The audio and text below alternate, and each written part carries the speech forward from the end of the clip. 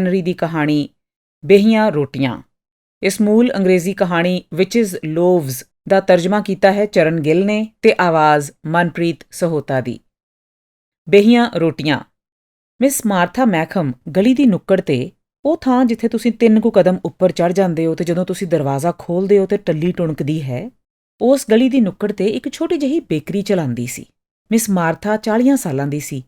ਉਹਦੀ ਬੈਂਕ ਦੀ ਕਾਪੀ ਉਹਦਾ $2000 bank balance ਦੱਸਦੀ ਸੀ। ਮਿਸ ਮਾਰਥਾ ਮੈਕਹਮ 2 ਨਕਲੀ ਦੰਦਾਂ ਦੀ ਤੇ ਇੱਕ ਦਿਆਲੂ ਦਿਲ ਦੀ ਮਾਲਕ ਸੀ। ਬਹੁਤ ਸਾਰੇ ਅਜਿਹੇ ਲੋਕ ਜਿਨ੍ਹਾਂ ਦੀਆਂ ਸ਼ਾਦੀ ਦੀਆਂ ਸੰਭਾਵਨਾਵਾਂ ਮਿਸ ਮਾਰਥਾ ਨਾਲੋਂ ਵੀ ਘੱਟ ਸਨ, ਹੁਣ ਤਾਂ ਉਹ ਵੀ ਸ਼ਾਦੀशुदा ਹੋ ਚੁੱਕੇ ਸਨ। ਹਫ਼ਤੇ ਵਿੱਚ 2-3 ਵਾਰੀ ਇੱਕ ਗਾਹਕ ਬੇਕਰੀ ਉੱਤੇ ਆਉਂਦਾ ਸੀ, ਜਿਸ ਵਿੱਚ ਮਿਸ ਮਾਰਥਾ ਦਿਲਚਸਪੀ ਲੈਣ ਲੱਗੀ। ਉਹ ਦਰਮਿਆਨੀ ਉਮਰ ਦਾ ਬੰਦਾ ਸੀ ਜੋ ਐਨਕ ਲਾਉਂਦਾ ਸੀ। ਉਹਦੀ ਭੂਰੀ ਦਾੜ੍ਹੀ ਬੜੀ ਸਾਵਧਾਨੀ ਨਾਲ ਕੁਤਰੀ ਹੁੰਦੀ ਸੀ। ਉਹ ਠੇਠ ਜਰਮਨ ਲਹਿਜ਼ੇ ਵਿੱਚ ਅੰਗਰੇਜ਼ੀ ਬੋਲਦਾ ਸੀ। ਲਿਬਾਸ ਉਸ ਦਾ ਪੁਰਾਣਾ ਤੇ ਜਗ੍ਹਾ-ਜਗ੍ਹਾ ਤੋਂ ਰਫੂ ਕੀਤਾ ਜਾਂ ਫਿਰ ਢਿੱਲ-ਮੁੱਲ ਤੇ ਵੱਟ ਪਿਆ ਹੁੰਦਾ ਸੀ, ਲੇਕਿਨ ਫਿਰ ਵੀ ਉਹ ਬੜਾ ਸਾਫ਼-ਸੁਥਰਾ ਤੇ ਸੋਹਣੇ ਸਲੀਕੇ ਵਾਲਾ ਆਦਮੀ ਨਜ਼ਰ ਆਉਂਦਾ ਸੀ। ਉਹ ਹਮੇਸ਼ਾ 2 ਬਾਸੀ ਡਬਲ ਰੋਟੀਆਂ ਖਰੀਦਦਾ। ਤਾਜ਼ਾ ਡਬਲ ਰੋਟੀ 5 ਸੈਂਟ ਦੀ ਇੱਕ ਸੀ, ਜਦੋਂ ਕਿ ਬਾਸੀ ਡਬਲ ਰੋਟੀਆਂ 5 ਸੈਂਟ ਦੀਆਂ 2 ਮਿਲ ਜਾਂਦੀਆਂ ਸਨ। ਉਸਨੇ ਬਾਸੀ ਡਬਲ ਰੋਟੀ ਦੇ ਇਲਾਵਾ ਕਦੇ ਕੁਝ ਨਹੀਂ ਖਰੀਦਿਆ ਸੀ। ਇੱਕ ਦਫ਼ਾ ਮਿਸ ਮਾਰਥਾ ਨੇ ਉਹਦੀਆਂ ਉਂਗਲਾਂ ਉੱਤੇ ਲਾਲ ਤੇ ਭੂਰੇ ਰੰਗ ਦੇ ਧੱਬੇ ਲੱਗੇ ਵੇਖੇ। ਤਦ ਉਹਨੂੰ ਭਰੋਸਾ ਹੋ ਗਿਆ ਕਿ ਇਹ ਜ਼ਰੂਰ ਕੋਈ ਚਿੱਤਰਕਾਰ ਹੈ ਤੇ ਬੇਹੱਦ ਗਰੀਬ ਹੈ। ਇਸ ਵਿੱਚ ਕੋਈ ਸ਼ੱਕ ਨਹੀਂ ਕਿ ਉਹ ਕਿਸੇ ਚੁਬਾਰੇ ਵਿੱਚ ਰਹਿੰਦਾ ਹੈ, ਜਿੱਥੇ ਉਹ ਚਿੱਤਰਕਾਰੀ ਕਰਦਾ ਹੈ ਤੇ ਬਾਸੀ ਰੋਟੀ ਖਾਂਦਾ ਹੈ। ਮਿਸ ਮਾਰਥਾ ਦੀ ਬੇਕਰੀ ਉੱਤੇ ਮੌਜੂਦ ਹੋਰ ਚੀਜ਼ਾਂ ਨੂੰ ਖਾਣ ਦੀ ਤਾਂ ਉਹ ਬਸ ਕਲਪਨਾ ਹੀ ਕਰ ਸਕਦਾ ਸੀ। ਅਕਸਰ ਜਦੋਂ ਮਿਸ ਮਾਰਥਾ ਆਪਣੀਆਂ ਮਨਪਸੰਦ ਚੀਜ਼ਾਂ ਲੈ ਕੇ ਖਾਣ-ਪੀਣ ਲਈ ਬੈਠਦੀ ਤਾਂ ਆਹ ਭਰਦੀ ਤੇ ਖਾਹਿਸ਼ ਕਰਦੀ ਕਿ ਕਾਸ਼ ਉਹ ਸ਼ਰੀਫ ਚਿੱਤਰਕਾਰ ਕਿਸੇ ਠੰਡੀ ਤੇ ਹਵਾਦਾਰ ਬੈਲਕਨੀ ਵਿੱਚ ਬਾਸੀ ਰੋਟੀ ਖਾਣ ਦੀ ਬਜਾਏ ਉਸ ਦੀਆਂ ਸੁਆਦੀ ਚੀਜ਼ਾਂ ਦੇ ਆਨੰਦ ਲੈਣ ਵਿੱਚ ਸ਼ਰੀਕ ਹੋ ਸਕਦਾ। ਮਿਸ ਮਾਰਥਾ ਦੇ ਦਿਲ ਵਿੱਚ, ਜਿਵੇਂ ਕਿ ਤੁਹਾਨੂੰ ਪਹਿਲਾਂ ਦੱਸਿਆ ਹੈ, ਹਮਦਰਦੀ ਕੁੱਟ-ਕੁੱਟ ਕੇ ਭਰੀ ਹੋਈ ਸੀ। ਇਸ ਸ਼ਖਸ ਦੇ ਪੇਸ਼ੇ ਦੇ ਸੰਬੰਧ ਵਿੱਚ ਆਪਣੇ ਨਜ਼ਰੀਏ ਦੀ ਤਸਦੀਕ ਵਾਸਤੇ ਇੱਕ ਦਿਨ ਮਿਸ ਮਾਰਥਾ ਆਪਣੇ ਕਮਰੇ ਵਿੱਚੋਂ ਉਹ ਪੇਂਟਿੰਗ ਚੁੱਕ ਲਿਆਈ ਜੋ ਇਸਨੇ ਸੇਲ ਵਿੱਚ ਖਰੀਦੀ ਸੀ ਤੇ ਕਾਊਂਟਰ ਦੇ ਪਿੱਛੇ ਅਲਮਾਰੀ ਦੇ ਉੱਤੇ ਟੰਗ ਦਿੱਤੀ। ਵੈਨਿਸ ਸ਼ਹਿਰ ਦਾ ਦ੍ਰਿਸ਼ ਸੀ। ਪਾਣੀ ਵਿੱਚ ਮੂਹਰੇ ਸੰਗਮਰਮਰ ਦਾ ਬਣਿਆ ਇੱਕ ਸ਼ਾਨਦਾਰ ਮਹੱਲ ਸੀ। ਇਹਦੇ ਪਿਛੋਕੜ ਵਿੱਚ ਪਾਣੀ ਵਿੱਚ ਕਿਸ਼ਤੀਆਂ ਤੈਰ ਰਹੀਆਂ ਸਨ। ਇੱਕ ਵਿੱਚ ਬੈਠੀ ਔਰਤ ਪਾਣੀ ਵਿੱਚ ਹੱਥ ਨਾਲ ਲਕੀਰ ਵਾਹੁੰਦੀ ਜਾ ਰਹੀ ਸੀ। ਇਸ ਤੋਂ ਇਲਾਵਾ ਬੱਦਲ, ਅਸਮਾਨ, ਧੁੱਪ ਤੇ ਪਰਛਾਵਿਆਂ ਦਾ ਖੇਲ ਸੀ। ਗੱਲ ਕੀ ਅਜਿਹੀ ਪੇਂਟਿੰਗ ਸੀ ਕਿ ਕੋਈ ਵੀ ਕਲਾਕਾਰ ਇਸ ਵੱਲ ਧਿਆਨ ਦਿੱਤੇ ਬਿਨਾਂ ਰਹਿ ਨਹੀਂ ਸੀ ਸਕਦਾ। 2 ਦਿਨਾਂ ਬਾਅਦ ਗਾਹਕ ਆਇਆ। ਮਿਹਰਬਾਨੀ ਕਰਕੇ 2 ਬਾਸੀਆਂ ਰੋਟੀਆਂ ਦੇ ਦਿਓ। ਮੈਡਮ, ਤੁਸੀਂ ਬੜੀ ਵਧੀਆ ਪੇਂਟਿੰਗ ਲਾਈ ਹੈ। ਮਿਸ ਮਾਰਥਾ ਲਿਫਾਫੇ ਵਿੱਚ ਰੋਟੀ ਲਪੇਟ ਰਹੀ ਸੀ। ਜੀ? ਮਿਸ ਮਾਰਥਾ ਨੇ ਆਪਣੀ ਤੇਜ਼ ਦ੍ਰਿਸ਼ਟੀ ਉੱਤੇ ਗਦਗਦ ਹੁੰਦੇ ਕਿਹਾ। ਮੈਂ ਕਲਾ ਨੂੰ ਤੇ ਕਲਾਕਾਰਾਂ ਨੂੰ ਨਹੀਂ, ਇੰਨੀ ਛੇਤੀ ਨਹੀਂ ਕਹਿਣਾ ਚਾਹੀਦਾ। ਮੈਂ ਕਲਾ ਨੂੰ ਤੇ ਕਲਾਕ੍ਰਿਤੀਆਂ ਨੂੰ ਪਸੰਦ ਕਰਦੀ ਹਾਂ। ਉਸਨੇ ਗੱਲ ਬਦਲ ਦਿੱਤੀ ਸੀ। ਤੁਹਾਡਾ ਕੀ ਖਿਆਲ ਹੈ, ਵਧੀਆ ਪੇਂਟਿੰਗ ਹੈ? ਇਹਦੇ ਵਿੱਚ ਤਵਾਜ਼ੁਨ ਠੀਕ ਨਹੀਂ, ਪਰਸਪੈਕਟਿਵ ਵੀ ਅਸਲੀ ਨਹੀਂ ਹੈ। ਬਹੁਤ ਵਧੀਆ ਤਸਵੀਰ ਨਹੀਂ। ਸ਼ੁਭ ਸਵੇਰ ਮੈਡਮ। ਉਸਨੇ ਆਪਣੀ ਡਬਲ ਰੋਟੀ ਫੜੀ ਤੇ ਤੇਜ਼ੀ ਨਾਲ ਬਾਹਰ ਨਿਕਲ ਗਿਆ। ਯਕੀਨਨ ਉਹ ਕੋਈ ਕਲਾਕਾਰ ਹੀ ਹੈ ਤੇ ਮਿਸ ਮਾਰਥਾ ਤਸਵੀਰ ਨੂੰ ਵਾਪਸ ਘਰ ਲੈ ਗਈ। ਉਸਦੀਆਂ ਅੱਖਾਂ ਚਸ਼ਮੇ ਦੇ ਪਿੱਛੇ ਕਿਵੇਂ ਰਹਿਮਦਿਲੀ ਤੇ ਸ਼ਰਾਫਤ ਨਾਲ ਚਮਕਦੀਆਂ ਸਨ। ਉਹਦਾ ਮੱਥਾ ਕਿੰਨਾ ਚੌੜਾ ਸੀ। ਉਸਨੇ ਕਿਵੇਂ ਇੱਕ ਝਾਤ ਵਿੱਚ ਹੀ ਪਰਸਪੈਕਟਿਵ ਨੂੰ ਜਾਂਚ ਲਿਆ। ਤੇ ਅਜਿਹੇ ਸ਼ਖਸ ਨੂੰ ਬਾਸੀ ਰੋਟੀ ਖਾਣੀ ਪੈਂਦੀ ਹੈ। ਹਾਂ, ਪਰ ਜ਼ਹੀਨ ਲੋਕਾਂ ਨੂੰ ਅਕਸਰ ਆਪਣੀ ਪਹਿਚਾਣ ਬਣਾਉਣ ਲਈ ਸੰਘਰਸ਼ ਤਾਂ ਕਰਨਾ ਹੀ ਪੈਂਦਾ ਹੈ।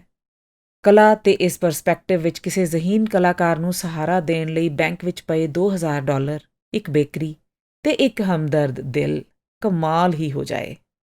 ਪਰ ਇਹ ਸਨ ਮਿਸ ਮਾਰਥਾ ਦੀਆਂ ਜਾਗਦੀਆਂ ਅੱਖਾਂ ਦੇ ਸੁਪਨੇ। ਹੁਣ ਜਦੋਂ ਉਹ ਆਉਂਦਾ ਤਾਂ ਅਕਸਰ ਕਾਊਂਟਰ ਉੱਤੇ ਥੋੜ੍ਹੀ ਬਹੁਤ ਗੱਲਬਾਤ ਕਰ ਲੈਂਦਾ। ਮਿਸ ਮਾਰਥਾ ਨੂੰ ਲੱਗਦਾ ਕਿ ਸ਼ਾਇਦ ਉਸ ਬੰਦੇ ਨੂੰ ਖੁਸ਼ਗਵਾਰ ਲਫ਼ਜ਼ ਦਰਕਾਰ ਸਨ। ਖੈਰ, ਗਾਹਕ ਨੇ ਬਾਸੀ ਡਬਲ ਰੋਟੀਆਂ ਖਰੀਦਣਾ ਜਾਰੀ ਰੱਖਿਆ। ਉਸਨੇ ਕਦੀ ਕੋਈ ਕੇਕ, ਸਮੋਸਾ ਜਾਂ ਮਾਰਥਾ ਦੇ ਲਜ਼ੀਜ਼ ਸੈਲੀ ਬੰਨ ਨਹੀਂ ਖਰੀਦੇ। ਮਿਸ ਮਾਰਥਾ ਦਾ ਖਿਆਲ ਸੀ ਕਿ ਉਹ ਹੁਣ ਪਹਿਲਾਂ ਨਾਲੋਂ ਪਤਲਾ ਹੋ ਗਿਆ। ਨਿਰਾਸ਼ ਵੀ ਲੱਗਦਾ ਸੀ। ਮਾਰਥਾ ਦਾ ਦਿਲ ਦੁਖਦਾ ਸੀ ਕਿ ਕਾਸ਼ ਉਹ ਉਸਦੀ ਮਾਮੂਲੀ ਖਰੀਦਦਾਰੀ ਵਿੱਚ ਕਿਸੇ ਚੰਗੀ ਚੀਜ਼ ਦਾ ਵਾਅਦਾ ਕਰ ਸਕਦੀ, ਪਰ ਅਜਿਹੀ ਕੋਈ ਵੀ ਕੋਸ਼ਿਸ਼ ਕਰਦੇ ਹੋਏ ਉਸਦੀ ਹਿੰਮਤ ਜਵਾਬ ਦੇ ਜਾਂਦੀ। ਮਾਰਥਾ ਵਿੱਚ ਉਸਦੀ ਤੌਹੀਨ ਕਰਨ ਦਾ ਜੇਰਾ ਨਹੀਂ ਸੀ। ਉਹ ਕਲਾਕਾਰਾਂ ਦੀ ਅਣਖ ਤੋਂ ਖੂਬ ਵਾਕਫ ਸੀ। ਮਿਸ ਮਾਰਥਾ ਕਾਊਂਟਰ ਦੇ ਪਿੱਛੇ ਹੁਣ ਆਪਣੀਆਂ ਨੀਲੀਆਂ ਟਿੱਕੀਆਂ ਵਾਲੀ ਸਕਰਟ ਪਹਿਨਣ ਲੱਗੀ ਸੀ। ਮਗਰਲੇ ਕਮਰੇ ਵਿੱਚ ਉਹ ਸੁਹਾਗੇ ਤੇ ਬਹੀ ਦਾਣੇ ਨੂੰ ਮਿਲਾ ਕੇ ਕੋਈ ਰਹੱਸਮਈ ਜਿਹਾ ਮਿਸ਼ਰਣ ਤਿਆਰ ਕਰਨ ਲੱਗ ਪਈ ਸੀ। ਕਿੰਨੇ ਸਾਰੇ ਲੋਕ ਤਾਂ ਇਸ ਨੂੰ ਚਿਹਰੇ ਦੇ ਨਿਖਾਰ ਵਾਸਤੇ ਵਰਤਦੇ ਸਨ। ਇੱਕ ਦਿਨ ਆਮ ਵਾਂਗੂ ਗਾਹਕ ਆਇਆ। ਉਹਨੇ ਧਾਤ ਦਾ ਸਿੱਕਾ ਕਾਊਂਟਰ ਤੇ ਰੱਖਿਆ ਤੇ ਆਪਣੀਆਂ ਬਾਸੀ ਡਬਲ ਰੋਟੀਆਂ ਦੀ ਮੰਗ ਕੀਤੀ। ਮਿਸ ਮਾਰਥਾ ਦੇਣ ਲਈ ਆ ਹੀ ਰਹੀ ਸੀ ਕਿ ਇਸ ਦੌਰਾਨ ਬਾਹਰੋਂ ਰੌਲੇ ਰੱਪੇ ਦੀਆਂ ਆਵਾਜ਼ਾਂ ਉੱਭਰੀਆਂ। ਕੋਈ ਫਾਇਰ ਟਰੱਕ ਸਾਇਰਨ ਵਜਾਉਂਦਾ ਹੋਇਆ ਗੁਜ਼ਰਿਆ ਸੀ। ਇਹ ਗਾਹਕ ਸੁਭਾਵਕ ਤੌਰ ਤੇ ਮਾਮਲਾ ਜਾਣਨ ਵਾਸਤੇ ਤੇਜ਼ੀ ਨਾਲ ਦਰਵਾਜ਼ੇ ਵੱਲ ਨੂੰ ਔਲਿਆ। ਮਿਸ ਮਾਰਥਾ ਨੇ ਇਸ ਅਚਾਨਕ ਮੌਕੇ ਦਾ ਫਾਇਦਾ ਉਠਾਉਣ ਦੀ ਸੋਚੀ। ਸ਼ੀਸ਼ੇ ਦੇ ਕਾਊਂਟਰ ਦੇ ਹੇਠਲੇ ਖਾਨੇ ਵਿੱਚ ਤਾਜ਼ਾ ਮੱਖਣ ਦੀ ਟਿੱਕੀ ਪਈ ਸੀ ਜੋ 10 ਮਿੰਟ ਪਹਿਲਾਂ ਹੀ ਗਵਾਲਾ ਦੇ ਕੇ ਗਿਆ ਸੀ। ਇੱਕ ਚਾਕੂ ਨਾਲ ਡਬਲ ਰੋਟੀਆਂ ਨੂੰ ਡੂੰਘੇ ਚੀਰ ਲਾ ਕੇ ਮਿਸ ਮਾਰਥਾ ਨੇ ਮੱਖਣ ਦੀ ਚੰਗੀ ਖਾਸੀ ਮਾਤਰਾ ਡਬਲ ਰੋਟੀਆਂ ਵਿੱਚ ਭਰ ਕੇ ਉਹਨੂੰ ਉੱਤੋਂ ਦੁਬਾਰਾ ਚੰਗੀ ਤਰ੍ਹਾਂ ਨਾਲ ਦਬਾ ਦਿੱਤਾ। ਜਦੋਂ ਗਾਹਕ ਮੁੜ ਕੇ ਆਇਆ ਤਾਂ ਉਹ ਰੋਟੀਆਂ ਲਿਫਾਫੇ ਵਿੱਚ ਲਪੇਟ ਰਹੀ ਸੀ। ਜਦੋਂ ਉਹ ਬੰਦਾ ਆਮ ਦਿਨਾਂ ਦੇ ਉਲਟ ਚੰਗੀ ਖਾਸੀ ਖੁਸ਼ਗਵਾਰ ਗੱਲਬਾਤ ਤੋਂ ਬਾਅਦ ਚਲਿਆ ਗਿਆ ਤਾਂ ਮਿਸ ਮਾਰਥਾ ਆਪਣੇ ਆਪ ਉੱਤੇ ਮੁਸਕਰਾਈ।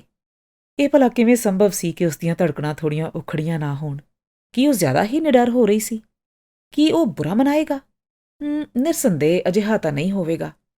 ਖਾਣ ਵਾਲੀਆਂ ਵਸਤਾਂ ਦੀ ਕਿਹੜਾ ਕੋਈ ਜ਼ੁਬਾਨ ਹੁੰਦੀ ਹੈ? ਹੁਣ ਮੱਖਣ ਕਿਸੇ ਦੀ ਬੇਸ਼ਰਮ ਪੇਸ਼ਕਦਮੀ ਦਾ ਲੱਛਣ ਥੋੜ੍ਹੀ ਹੈ। ਸਾਰਾ ਦਿਨ ਉਸਦੇ ਖਿਆਲਾਂ ਦਾ ਤੁਰਾ ਇਹੀ ਵਿਸ਼ਾ ਬਣਿਆ ਰਿਹਾ। ਉਸਨੇ ਉਸ ਦ੍ਰਿਸ਼ ਦੀ ਕਲਪਨਾ ਕੀਤੀ ਜਦੋਂ ਉਸਨੂੰ ਉਸਦੀ ਛੋਟੀ ਜਿਹੀ ਸ਼ਰਾਰਤ ਦਾ ਪਤਾ ਲੱਗੇਗਾ। ਉਸਨੇ ਬੁਰਸ਼ ਤੇ ਰੰਗਾਂ ਦੀ ਤਖਤੀ ਰੱਖ ਦਿੱਤੀ ਹੋਵੇਗੀ। ਕੋਲ ਹੀ ਉਹਦਾ ਈਜ਼ਲ ਖੜਾ ਹੋਵੇਗਾ ਜਿਸ ਉੱਤੇ ਉਹ ਤਸਵੀਰ ਲੱਗੀ ਹੋਵੇਗੀ ਜਿਸ ਦਾ ਦ੍ਰਿਸ਼ ਬੋਧ ਆਲੋਚਨਾ ਤੋਂ ਪਰੇ ਹੋਵੇਗਾ। ਹੁਣ ਉਹ ਖਾਣ ਦੀ ਤਿਆਰੀ ਕਰ ਰਿਹਾ ਹੋਵੇਗਾ। ਪਾਣੀ ਤੇ ਖੁਸ਼ਕ ਰੋਟੀਆਂ। ਹੁਣ ਉਹ ਰੋਟੀ ਦੀ ਬੁਰਕੀ ਤੋੜੇਗਾ। ਮਿਸ ਮਾਰਥਾ ਦੀਆਂ ਗੱਲਾਂ ਸ਼ਰਮ ਨਾਲ ਲਾਲ ਸੂਈਆਂ ਹੋ ਗਈਆਂ। ਖਾਂਦਿਆਂ ਹੋਇਆਂ ਕੀ ਉਹ ਇਹਨਾਂ ਹੱਥਾਂ ਬਾਰੇ ਸੋਚੇਗਾ ਜਿਨ੍ਹਾਂ ਨੇ ਮੱਖਣ ਰੋਟੀਆਂ ਵਿੱਚ ਲਾਇਆ? ਸੋਚੇਗਾ ਵੀ ਕਿ ਨਹੀਂ?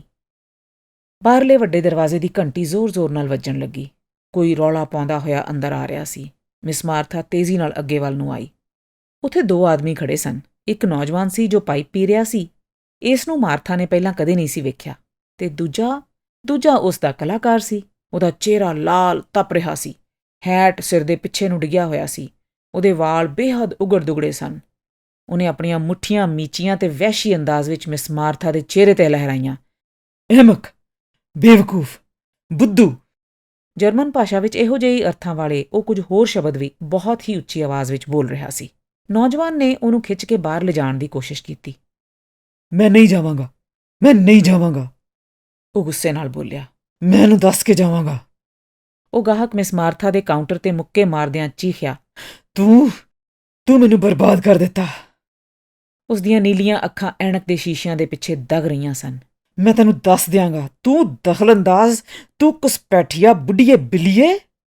ਮਿਸ ਮਾਰਥਾ ਨੂੰ ਦੌਰਾ ਜਿਹਾ ਪਿਆ ਤੇ ਉਹ ਅਲਮਾਰੀਆਂ ਉੱਤੇ ਝੁਕ ਗਈ। ਇੱਕ ਹੱਥ ਨਾਲ ਉਸਨੇ ਆਪਣੀ ਨੀਲੀਆਂ ਟਿੱਕੀਆਂ ਵਾਲੀ ਸਕਰਟ ਨੂੰ ਫੜਿਆ ਹੋਇਆ ਸੀ। ਨੌਜਵਾਨ ਨੇ ਦੂਜੇ ਬੰਦੇ ਨੂੰ, ਆਪਣੇ ਕਲਾਕਾਰ ਨੂੰ, ਕਾਲਰ ਤੋਂ ਫੜ ਕੇ ਕਿਹਾ, ਜਨਾਬ ਹੁਣ ਆ ਵੀ ਜਾਓ, ਤੁਸੀਂ ਬਹੁਤ ਕੁਝ ਕਹਿ ਚੁੱਕੇ ਹੋ। ਤੇ ਗੁੱਸੇ ਨਾਲ ਤਮਤਮਾਉਂਦੇ ਆਦਮੀ ਨੂੰ ਖਿੱਚਦਾ ਹੋਇਆ ਉਹ ਦਰਵਾਜ਼ੇ ਤੋਂ ਬਾਹਰ ਗਲੀ ਵਿੱਚ ਲੈ ਗਿਆ। ਕੁਝ ਦੇਰ ਬਾਅਦ ਨੌਜਵਾਨ ਵਾਪਸ ਆਇਆ। ਮੈਡਮ, ਤੁਹਾਨੂੰ ਦੱਸਣਾ ਬਣਦਾ ਹੈ ਕਿ ਅਸਲ ਕਹਾਣੀ ਕੀ ਹੈ। ਇਹ ਸਾਰੀ ਝੱਖਮਾਰੀ ਕੀ ਹੈ। ਇਹ ਬਲਮਬਰਗਰ ਹੈ, ਇੱਕ ਮਾਹਰ ਇਮਾਰਤੀ ਨਕਸ਼ਾ ਨਵੀਸ ਹੈ। ਮੈਂ ਇਸ ਦੇ ਨਾਲ ਉਸੇ ਹੀ ਦਫ਼ਤਰ ਵਿੱਚ ਕੰਮ ਕਰਦਾ ਹਾਂ। ਇਹ ਇੱਕ ਨਵੇਂ ਸਿਟੀ ਹਾਲ ਦਾ ਨਕਸ਼ਾ ਬਣਾਉਣ ਦੀ ਯੋਜਨਾ ਉੱਤੇ ਤਕਰੀਬਨ 3 ਮਹੀਨਿਆਂ ਤੋਂ ਸਖਤ ਮਿਹਨਤ ਕਰ ਰਿਹਾ ਸੀ। ਇਹ ਇੱਕ ਇਨਾਮੀ ਮੁਕਾਬਲਾ ਸੀ। ਉਹਨੇ ਕੱਲ੍ਹ ਆਖਰਕਾਰ ਸਿਆਹੀ ਨਾਲ ਖਾਕਾ ਮੁਕੰਮਲ ਕਰ ਲਿਆ ਸੀ। ਤੁਹਾਨੂੰ ਪਤਾ ਹੈ ਨਾ ਕਿ ਖਾਕਾ ਹਮੇਸ਼ਾ ਪਹਿਲਾਂ ਕੱਚੀ ਪੈਨਸਲ ਨਾਲ ਬਣਾਇਆ ਜਾਂਦਾ, ਫਿਰ ਨਕਸ਼ਾ ਨਵੀਸ ਬਾਸੀ ਬੇਹੀ ਰੋਟੀ ਦੇ ਚੂਰੇ ਨਾਲ ਪੈਨਸਲ ਦੀਆਂ ਲਕੀਰਾਂ ਮਿਟਾ ਦਿੰਦਾ, ਕਿਉਂਕਿ ਇਹ ਬਾਸੀ ਬੇਹੀ ਰੋਟੀ ਇੰਡੀਅਨ ਰਬੜ ਨਾਲੋਂ ਵੀ ਬਿਹਤਰ ਸਫਾਈ ਕਰਦੀ ਹੈ। ਇਹ ਬਲਮਬਰਗਰ ਇੱਥੋਂ ਬਾਸੀ ਰੋਟੀਆਂ ਖਰੀਦਿਆ ਕਰਦਾ ਸੀ ਤੇ ਤੁਹਾਨੂੰ ਪਤਾ ਹੀ ਹੋਣਾ ਹੈ ਕਿ ਉਹ ਮੱਖਣ ਇਸ ਕੰਮ ਲਈ ਠੀਕ ਨਹੀਂ ਸੀ। ਬਲਮਬਰਗਰ ਦਾ ਨਕਸ਼ਾ ਹੁਣ ਕਿਸੇ ਕੰਮ ਦਾ ਨਹੀਂ ਰਿਹਾ ਸਿਵਾਏ ਸੈਂਡਵਿਚ ਲਪੇਟਣ ਵਾਲੇ ਕਾਗਜ਼ ਦੇ।